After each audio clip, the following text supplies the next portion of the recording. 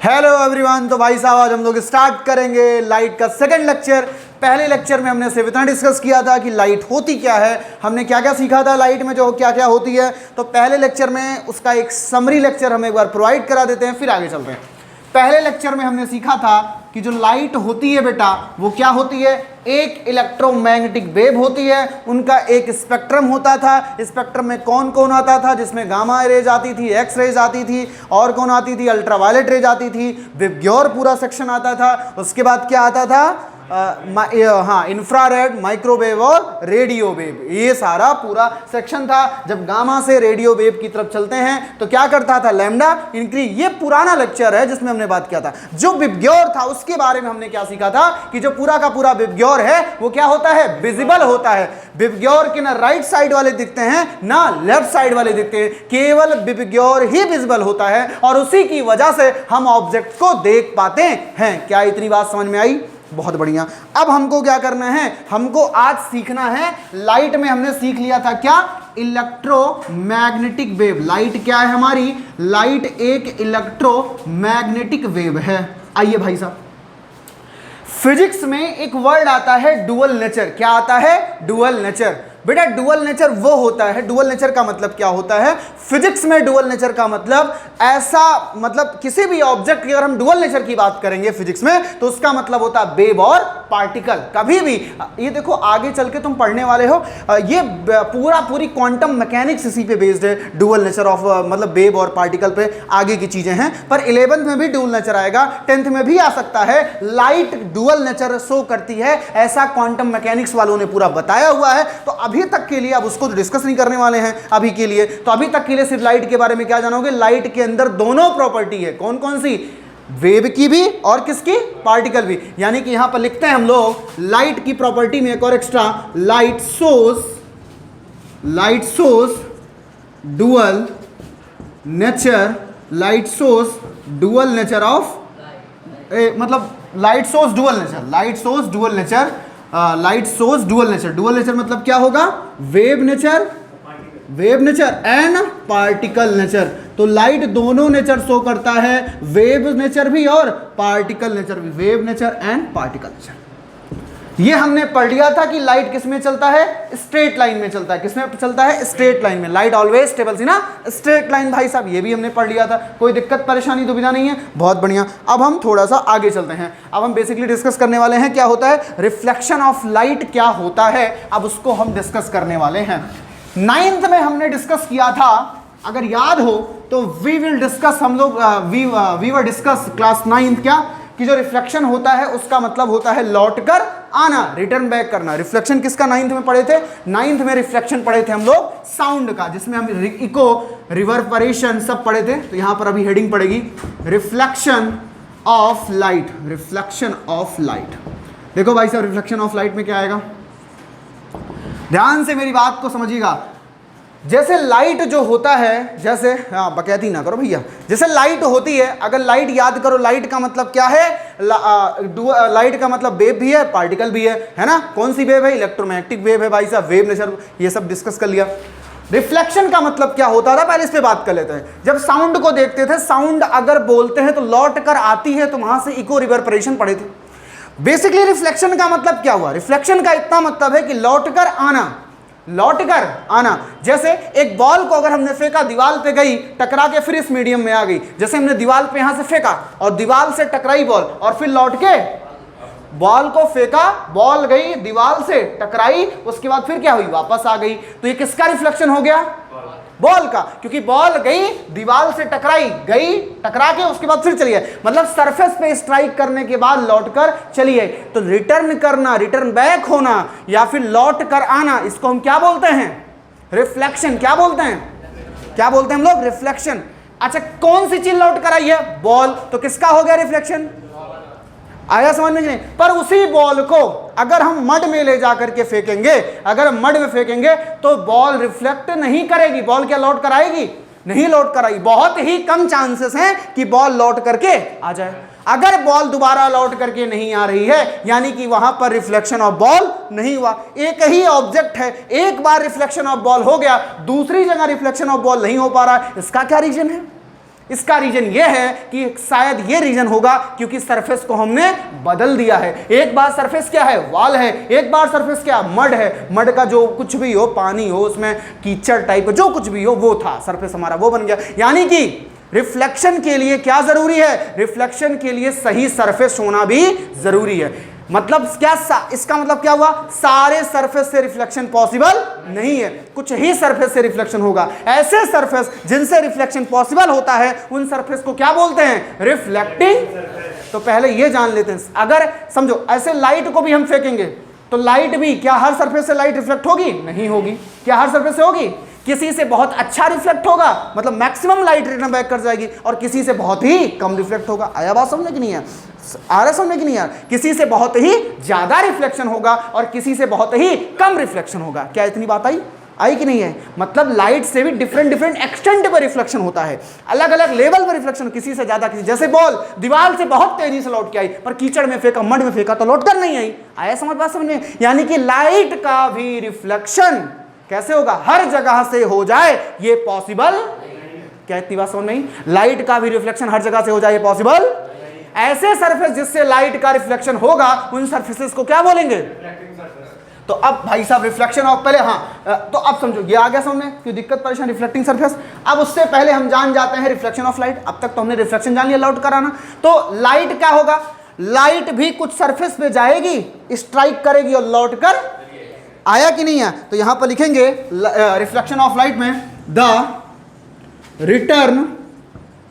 Return of light, the return of light into the same medium, the return of light into the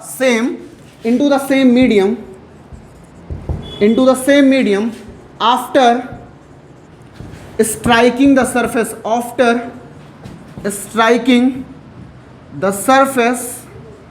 is called as the return of light into the same medium after striking the surface is called as reflection of light, is called as reflection of। आया कि नहीं है, बहुत बढ़िया।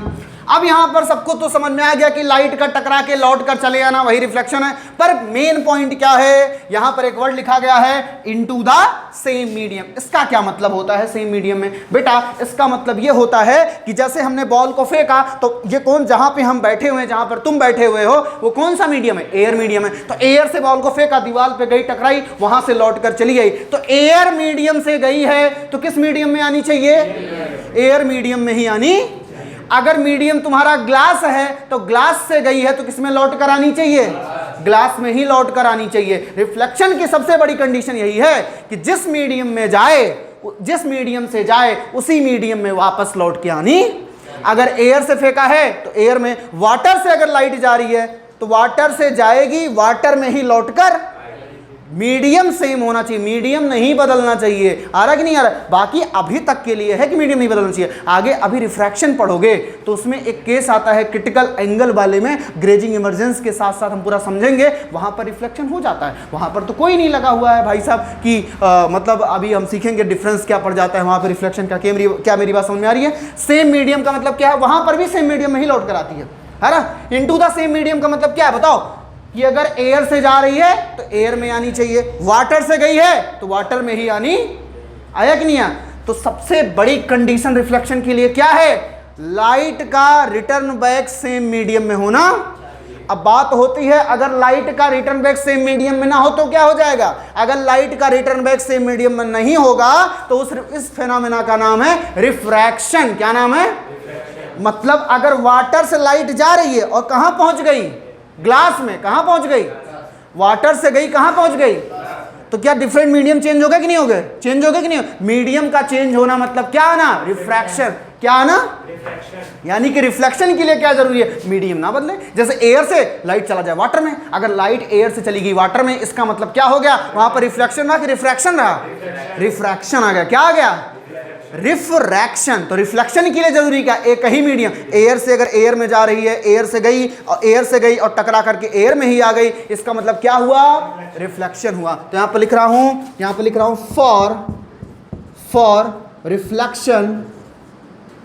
For reflection for reflection medium should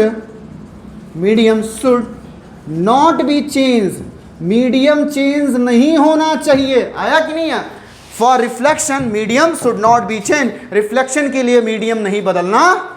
आया कि नहीं है? रिफ्लेक्शन ऑफ लाइट ये थी भाई साहब, यहां पर आ गया। अभी हमने सीखा कि सारे सरफेसेस से ये इतना हो चुका है भाई साहब, बहुत बढ़िया, इतना हो गया। हम लोग का रिफ्लेक्शन ऑफ लाइट पूरा हमने समझ लिया क्या कैसे होता है। मीडियम सेम होना चाहिए, रिटर्न बैक होना चाहिए, स्ट्राइक सरफेस करने के बाद उसको हम रिफ्लेक्शन ऑफ लाइट बोलते हैं। आगे हम डिस्कस करने वाले हैं क्या चीज पे। अभी हमने सीखा था हर सरफेस से रिफ्लेक्शन नहीं होता, कुछ ही सरफेस हैं जिनसे बेटा रिफ्लेक्शन होता है। तो ऐसे सरफेस जिनसे रिफ्लेक्शन होता है उनको क्या बोलते हैं? Reflecting.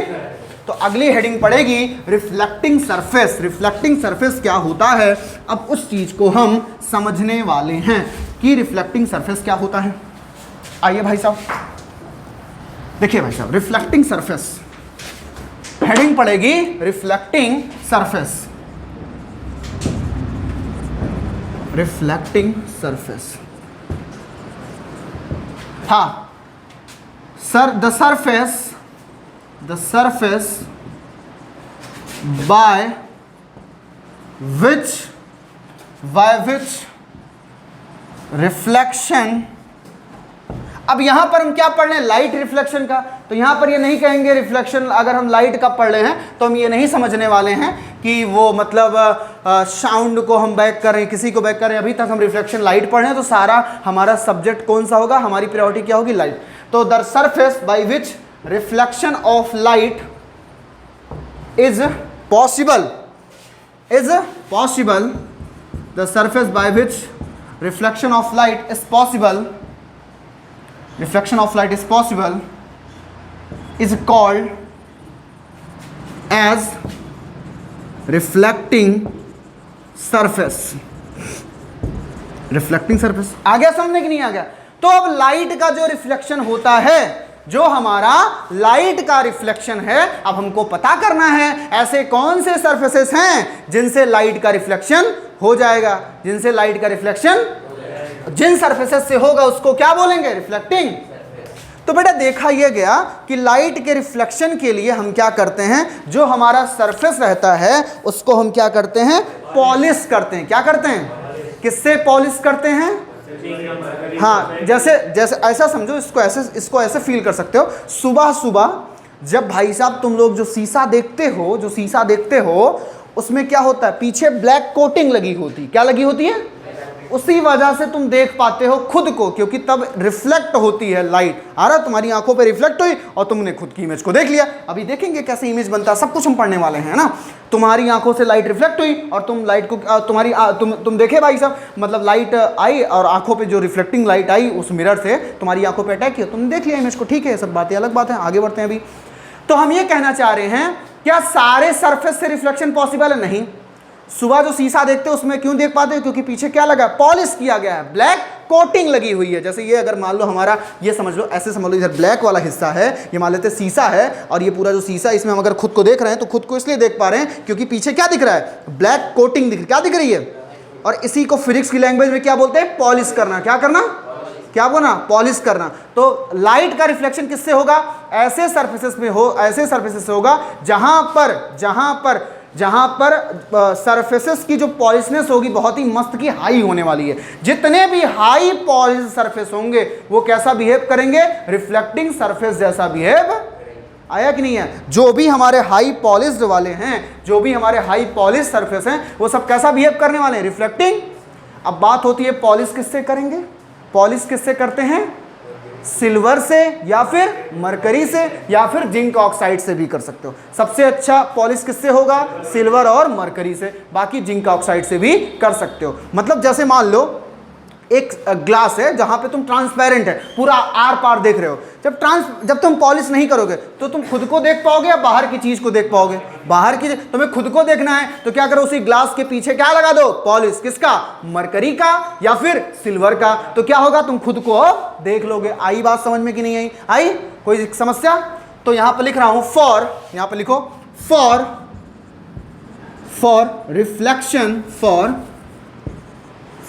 Reflection, for reflection of light, we have to polished the surface. हमको पॉलिश किस सरफेस को क्या करना पड़ेगा? पॉलिश करना पड़ेगा. For reflection of light we have to polish the surface. और पॉलिश बहुत ही हाई, मतलब बहुत ही अच्छे से पॉलिश करने वाले. ठीक है, एक पॉइंट हो गया भाई साहब. दूसरा पॉइंट क्या सीखने वाले हो? अब वो जो पॉलिशनेस होगी किससे होगी? किससे होगी? किससे होगी भाई साहब? सिल्वर से या फिर, चलो, we will polish the surface, we will polish the surface, we will polish surface with the material like किससे कर रहे हैं भाई साहब? जिंक ऑक्साइड से. उससे पहले हम किससे करें? सिल्वर. किसकी पॉलिश होगी? सिल्वर. लाइक सिल्वर पॉलिश्ड और एंड मरकरी. आया समझ में कि नहीं आया? किससे करने वाले हैं? We will polish the surface with the material like a silver, है ना, मरकरी. तो जो पॉलिश करेंगे रिफ्लेक्शन के लिए सारे सरफेस से हो नहीं पाएगा. जैसे एक नॉर्मल जो प्लेन सरफेस होता है, जो प्लेन मिरर देखते हो, वो भाई साहब इसलिए देख पाते हो क्योंकि पीछे क्या की गई है? कोटिंग की गई है, पॉलिश किया गया है. इस वजह से तुम जो है लाइट का जो हमारा होता है, जो हमारा लाइट का मतलब रिफ्लेक्शन होता है, इसलिए तुम वहां पर देख पाते हो खुद के चेहरे को. आया समझ में कि नहीं है? कोई समस्या, दिक्कत, परेशानी आ गया कि नहीं आ गया? कितने इंपॉर्टेंट पॉइंट. पहले शुरू से हमने क्या क्या पढ़ा? लाइट इलेक्ट्रोमैग्नेटिक वेव है, उसमें इलेक्ट्रोमैग्नेटिक स्पेक्ट्रम होता है. जो स्पेक्ट्रम विजिबल होता है उसका नाम है विबग्योर, है ना. और जो विबग्योर है भाई साहब, जो विबग्योर है उसकी वजह से हम चीज़ों को क्या पढ़ जाते हैं? देख पाते हैं. ठीक है, आगे हमने क्या पढ़ा कि रिफ्लेक्शन जो होता है वो होता है रिटर्न बैक करना. किस मीडियम में? सेम मीडियम में. रिफ्लेक्टिंग सरफेस कैसे बनाते हैं? पॉलिश करके. कैसे बनाते हैं? पॉलिश करके. अब बताओ, अगर हम रिफ्लेक्टिंग सरफेस किससे बनाते हैं? The surface by which the reflection of light is possible is called as a reflection, is called a reflecting surface. इससे हो जाता है. आगे क्या पढ़ा? For reflection of light we have to polish surface. हमको रिफ्लेक्शन ऑफ लाइट करना है तो हमको सरफेस को पॉलिश करके ही करना पड़ेगा. ये बात अलग है कि रिफ्लेक्शन में पढ़ेंगे, वो अभी हम पढ़ाएंगे, आगे समझेंगे. अभी तक के लिए क्या समझना है कि हमको अच्छे से पॉलिश करना पड़ेगा, तभी हो पाएगा. आगे देखते हैं. We will polish the surface with a material like silver and a mercury. Silver और मरकरी से सबसे मस्त की पॉलिश होती है. क्या इतनी बात समझ में आ गई कि नहीं आ गई? आ गई तो भाई साहब इतना नोट डाउन कर लो. तो भाई साहब हमने ये देखा कि हमको रिफ्लेक्शन के लिए लाइट सरफेस को हम पॉलिश कर देते हैं. अब बेटा, जिन सरफेस को हम पॉलिश कर देते हैं, ऐसे सरफेस जो हाईली पॉलिश सरफेसेस होते हैं फिजिक्स में, उन्हीं का नाम है मिरर. क्या नाम है? मिरर. क्या नाम है? तो हाईली पॉलिश सरफेस का क्या नाम है? मिरर. आया कि नहीं आया समझ में? तो जो भी हाईली पॉलिश सरफेस होते हैं मिरर. सबसे पहले बताओ रिफ्लेक्शन किससे होगा? जब सरफेस को क्या करेंगे? पॉलिश. क्या करेंगे? और हाईली पॉलिश सरफेस क्या कहलाएंगे? मिरर. क्या कहलाएंगे? मिरर. फिजिक्स में उन्हीं को क्या बोलते हैं? मिरर, है ना. हम सरफेस को रिफ्लेक्टिंग बनाने के लिए ही तो पॉलिश करते हैं. क्या करते हैं? पॉलिश करते हैं. तो जिंक, सिल्वर, मरकरी से जब पॉलिश कर देंगे तो कैसे एक्ट करेंगे? मिरर के जैसे. कैसे? तो यहां पर लिख रहा हूं a highly polished surface, a highly polished surface is called as mirror. आया कि नहीं? is called as mirror, है ना. समझ लो ध्यान से. हाईली पॉलिश, अब यहां पर एब्रेसिव लिख सकते हो, highly polish surface by which reflection of light is possible. a highly polished surface by which reflection of light is possible. A highly polished surface by which reflection of light is possible is known, is दिख रहा है ना भाई साहब? is known as mirror. देखो शाश्वत आराम से. हाँ बेटा, और निखिल तुम भी. A highly polished surface by which reflection of light is possible is known as a mirror. आ गया कि नहीं आ गया? अब आ जाओ भाई साहब. सरफेस कितने इसको नोट कर लीजिए. बहुत बढ़िया. अब बात होती है ये मिरर तो जान गए भाई साहब हैं, हाईली पॉलिश सरफेस होते हैं, सब एक दूसरे से लिंकअप है, रटना कुछ नहीं, बस समझना है। आइए ध्यान से, ये तो हमने समझ लिया। अब एक चीज और जानते हैं, सरफेस याद करो भाई साहब, अभी हमने बताया एक चीज देखोगे एकदम प्लेन सरफेस देखोगे, और एक कौन सा देखोगे, स्फेरिकल। क्या देखोगे, एक प्लेन और एक स्फेरिकल। तो एक हो गया भाई साहब प्लेन सरफेस और एक हो गया भाई साहब स्फेरिकल सरफेस। कैसा सरफेस, स्फेरिकल सरफेस। इतने तरीके के हो गया, सरफेस हो गया प्लेन, और भाई सरफेस को ही तो पॉलिश करोगे हैं, जब वो हाईली पॉलिश हो जाएगा सिल्वर एंड मरकरी से तो उसका नाम क्या पड़ जाएगा, मिरर पड़ जाएगा। तो पहले हम जानते हैं सरफेस कौन कौन से, एक प्लेन है और एक स्फेरिकल, एक प्लेन है और एक, आया कि नहीं है। अब बताओ, जो बेटा प्लेन सरफेस है, जो प्लेन सरफेस है, जब हम इसी को पॉलिश कर दिए, जब हम इसी को पॉलिश कर दिए, कैसा मिरर बन गया, क्या बन गया, प्लेन मिरर, प्लेन मिरर। आइए भाई साहब, जब स्फेरिकल जो सरफेस है, जब हमने इसी को पॉलिश्ड कर दिया, जब हमने इसी को पॉलिश्ड कर दिया, तो इसी का नाम क्या हो गया, स्फेरिकल मिरर। क्या नाम हो गया, स्फेरिकल मिरर। क्या मेरी बात समझ में आई, कोई दिक्कत परेशानी नहीं है। फिर से, सरफेस एक प्लेन एक स्फेरिकल, प्लेन वाले को जो हमने पॉलिश किया तो बना प्लेन मिरर, स्फेरिकल वाले को जो हमने पॉलिश किया तो बन गया स्फेरिकल मिरर। आया कि नहीं है, कोई दिक्कत परेशानी यहां तक आया, कोई समस्या। तो अब हम जो रिफ्लेक्शन पढ़ेंगे भाई, ओवरऑल रिफ्लेक्शन हो किससे रहा था, पॉलिश सरफेस से, और उनका नाम क्या है, मिरर। तो रिफ्लेक्शन किससे पढ़ेंगे, मिरर से। किससे, कितने मिरर मिले, प्लेन और, तो एक बार पढ़ेंगे रिफ्लेक्शन बाई प्लेन मिरर, और एक बार क्या पढ़ेंगे, रिफ्लेक्शन बाई, आया कि नहीं है, कोई समस्या, कोई दिक्कत परेशानी दुविधा नहीं है, बहुत बढ़िया। अब हम आगे चलते हैं इसमें आगे हम आप क्या पढ़ने वाले हैं, जानते हैं कि जो रिप्रेजेंटेशन ऑफ प्लेन मिरर होगा वो दिखेगा कैसे, कैसे हम प्लेन मिरर फिजिक्स में कैसे डिनोट करने वाले हैं। आइए भाई साहब, अच्छा प्लेन मिरर किससे बना, प्लेन सरफेस से बना है। तो पहले हम क्या बना लेते हैं, प्लेन सरफेस बना लेते हैं। एक सरफेस मिरर के जैसे एक्ट कब करेगा, जब उसको हम क्या कर देंगे, पॉलिश। क्या कर देंगे, आइए भाई साहब, तो हमने देखो ये बना लिया, ये बन गया हमारा प्लेन मिरर। क्या बन गया, सरफेस है, बहुत बढ़िया, मिरर नहीं है ना, हाँ तुरंत बोल दिया, ये क्या है, सरफेस। अब इसको क्या करना है, पॉलिश। क्या करना है, चलो भाई, पॉलिश करने का फिजिक्स में तरीका है, ऐसे ही डॉट डॉट ऐसे दिखा देना। इसका मतलब होता है कि ये एक सरफेस जो पीछे है क्या हो चुका है, पॉलिश। क्या हो गया है, आया कि नहीं है। ये इधर का जो सरफेस है कैसा है, पॉलिश्ड सरफेस। कैसा है, पॉलिश्ड सरफेस। और जो इधर है भाई साहब कैसा है, रिफ्लेक्टिंग सरफेस। कैसा है, रिफ्लेक्टिंग सरफेस। भाई इधर से ही तो रिफ्लेक्शन होगा, जिधर ब्लैक कोटिंग होती उधर को देखते हो या जिधर नहीं होती उधर देखते हो, जिधर नहीं होती है तो वही तो रिफ्लेक्ट कर रहा है, तो ये रिफ्लेक्टिंग सरफेस है, और ये कैसा हो जाएगा, पॉलिश सरफेस है। क्या बात समझ में आई नहीं है, ऐसे हम डिनोट करते हैं। आया, अब हम बात करते हैं, ये तो ऐसे होगा, पॉलिश्ड होगा और रिफ्लेक्टिंग होगा। अब इस चीज को हम समझते हैं, एक हेडिंग पड़ेगी, representation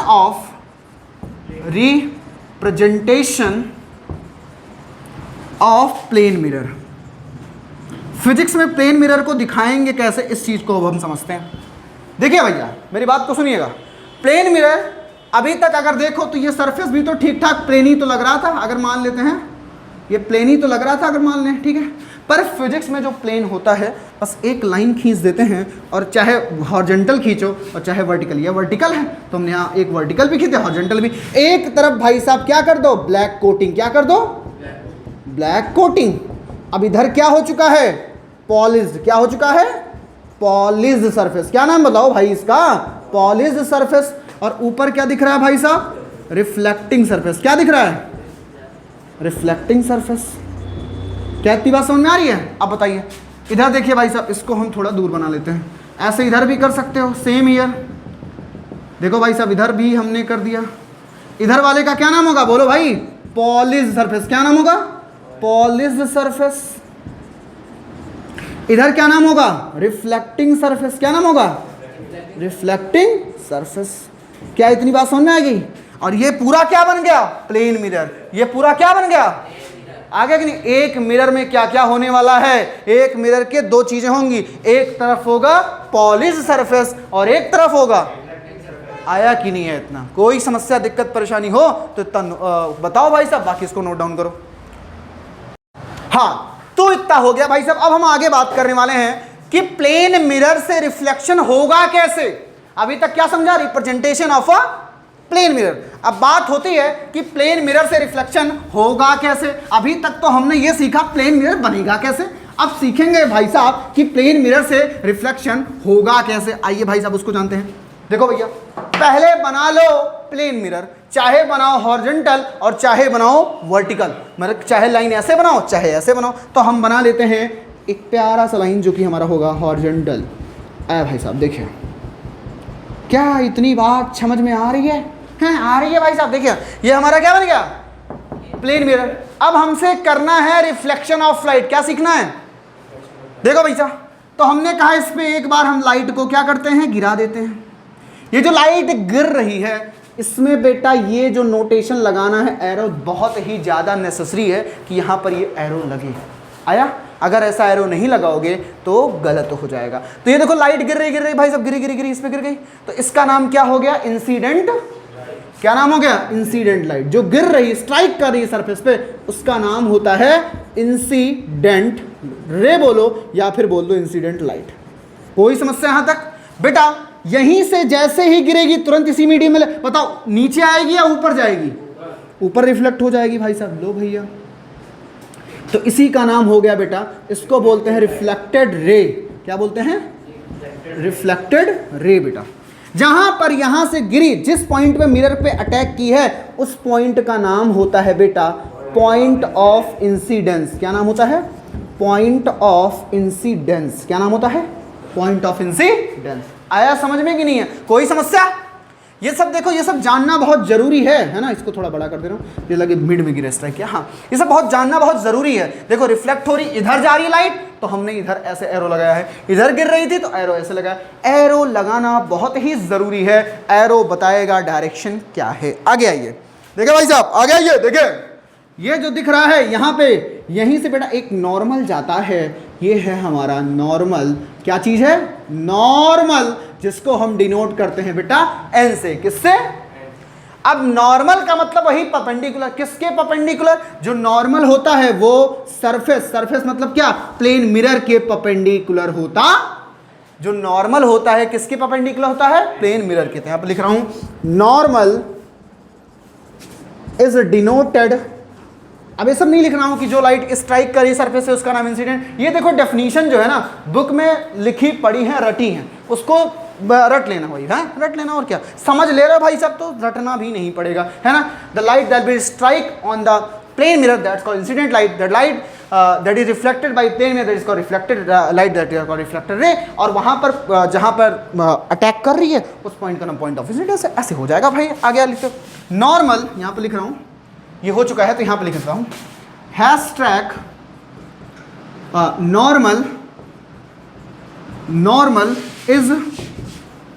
normal is denoted by capital N.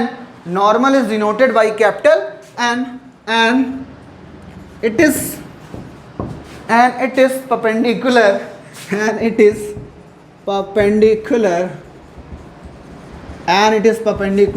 to the surface। बोले तो to the plane mirror, यहाँ पे to the surface। तो हमारा सरफेस का नाम क्या बन चुका है पॉलिश करने के बाद, प्लेन मिरर। अभी हम क्या चीज पढ़ रहे हैं, प्लेन मिरर से। आया कि नहीं है, कोई समस्या? आगे कि नहीं आ गया, कोई दिक्कत परेशानी दुविधा नहीं है? इतना आ गया, बहुत बढ़िया। अब देखो थोड़ा सा हम और चलते हैं, एक बार इसको इरेज करते हैं, फिर से बनाएंगे। इसमें 2-3 बातें और हैं, 2-3 बातें इसमें हो जाएंगी वैसे। आ जाओ, ये देखो बेटा जो इंसिडेंट लाइट है जो गिर रही है और जो बेटा नॉर्मल तुम्हें दिख रहा है, इनके बीच का जो एंगल है, angle between the incident ray, angle between the incident ray and the normal is called angle of incidence. Is called, इसको बोलते हैं एंगल ऑफ इंसिडेंस। इसको बोलते हैं एंगल ऑफ इंसिडेंस। आया समझ में कि नहीं है, कोई समस्या? ये जो बेटा नॉर्मल और रिफ्लेक्टेड रे के बीच में एंगल दिख रहा है, इसको हम डिनोट करते हैं एंगल ऑफ रिफ्लेक्शन। क्या डिनोट करते हैं, एंगल ऑफ। आया बात समझ में कि नहीं है, कोई समस्या? बेटा जो एंगल ऑफ इंसिडेंस है इसको डिनोट किससे करते हैं, इस चीज की बात भी लिख देते हैं यहाँ पर। इधर लिख लिया होगा ये सारी बातें, इसको लिख लो भाई साहब, फिर आगे चलते हैं। इसमें डिनोट करना है मुझे कि angle of incidence is, incidence सही लिख दो, angle of incidence is denoted, angle of incidence is denoted by angle I and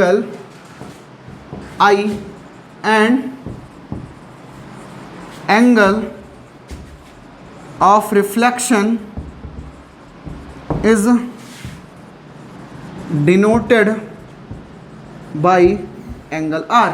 ये हो गया एंगल आई और ये हो गया एंगल आर। आया कि नहीं है? तो इसका नाम क्या है बेटा? एंगल आई, और इसका नाम बेटा angle.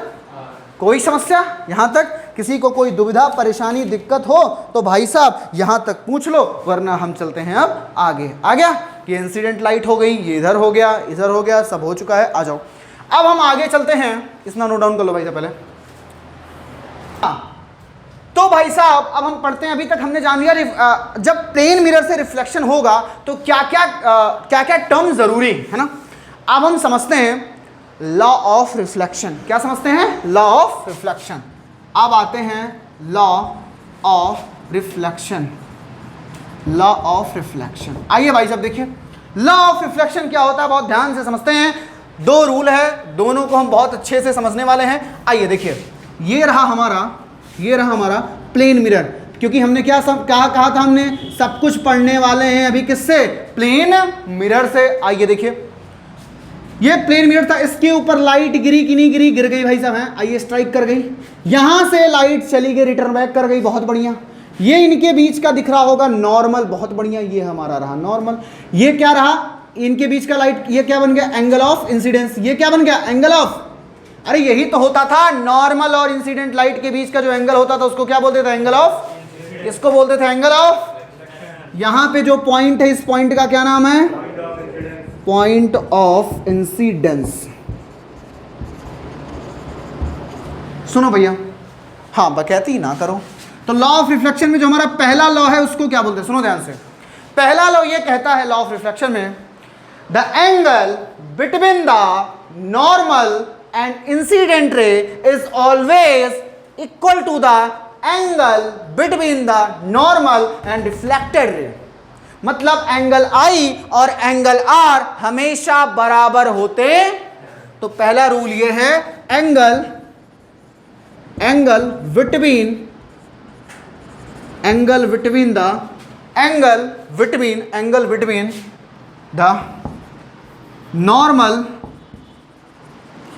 Between the normal and incident रे is always equal to the angle between normal and reflected ray। फिर से बोल रहा हूं, the angle between the normal and incident ray is always equal to the angle between the normal and refracted ray। Basic मतलब ये निकला बेटा, means angle आई बराबर एंगल आर। दुनिया में बेटा कभी भी रिफ्लेक्शन होगा, अगर दुनिया में कभी भी रिफ्लेक्शन होगा तो एंगल आई हमेशा एंगल आर के क्या होगा? बराबर। दुनिया में अगर कभी भी रिफ्लेक्शन होगा तो एंगल आई और एंगल आर हमेशा बराबर होंगे। सपने में भी अगर कभी कोई रिफ्लेक्शन का नाम ले तो हम क्या समझेंगे? एंगल आई बराबर एंगल। आया समझ में कि नहीं आया? तो भाई साहब अगर सपने में भी कोई एंगल आई बराबर एंगल आर का नाम लेगा तो हम सपने में भी अगर कभी रिफ्लेक्शन का कोई नाम लेगा, इसका मतलब ये होता है कि एंगल आई और एंगल आर हमेशा क्या होते हैं? बराबर होते हैं। तो पहला रूल ये समझा, अगर रिफ्लेक्शन कहीं पर होगा तो एंगल आई और एंगल आर हमेशा बराबर होने वाले हैं। They will always equal to each other. आई बात सामने? चलिए भाई साहब, अच्छा यहां पे दिख रहा ना भाई साहब, कोई दिक्कत? चलो अब हम सेकंड रूल की बात करते हैं। सेकंड रूल क्या कहता है? आइए भाई साहब देखिए, पहला रूल समझ लिया, एंगल आई बराबर एंगल आर। पहला रूल समझ लिया, एंगल आई बराबर एंगल आर। दूसरा रूल क्या कहता है? सुनो ध्यान से। दूसरा रूल ये कहता है, इंसिडेंट रे, रटना नहीं है समझना है भाई साहब, रटना नहीं है समझना है। क्या है? Incident ray. और कौन सा है? नॉर्मल। ये नॉर्मल है भाई हमारा, सुनो, इंसिडेंट रे, नॉर्मल, और कौन सी? Reflected ray. कहां पर? At the point of the incidence is always lie in the same plane. एक मिनट, नॉर्मल यहां पर 90 है, ऐसे बना दो भाई, सुनो ना। हाँ, क्या मैं बोल रहा हूं? इंसिडेंट लाइट, इंसिडेंट लाइट, और फिर इंसिडेंट मतलब इंसिडेंट लाइट, फिर नॉर्मल, और फिर क्या होता है भाई साहब? इंसिडेंट लाइट, नॉर्मल, और क्या है? Reflected light. ये जो तीनों होते हैं भाई साहब कहां पर?